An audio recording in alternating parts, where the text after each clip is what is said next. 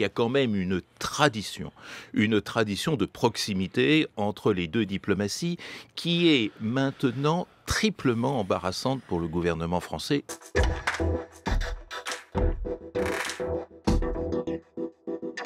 La France était probablement proche de l'Arabie Saoudite, mais était proche surtout du clan Abdallah, c'est-à-dire celui qui est vaincu aujourd'hui, celui qui se retrouve dans les geôles. Vous parliez tout à l'heure du prince Motayeb, qui est aussi le propriétaire de l'hôtel Crillon, avec qui la France a fait beaucoup de contrats, et qui, en principal allié personnel du gouvernement français, est en situation, en très mauvaise posture, en situation de prisonnier aujourd'hui. Ça, c'est un premier embarras. Deuxième embarras, c'est, vous le dites très bien, hélas, la violation des droits de l'homme et l'autoritarisme en Arabie Saoudite sont les conditions même de la prise de pouvoir du nouveau prince. Il a besoin de ça, non seulement pour prendre le pouvoir, mais pour conserver le pouvoir. C'est-à-dire qu'il n'y a rien à espérer de structurel dans la modification des postures de l'Arabie Saoudite, comme d'ailleurs de l'Égypte, par parenthèse, ou des Émirats Arabes Unis dont on parlait un instant, sur le plan des droits de l'homme.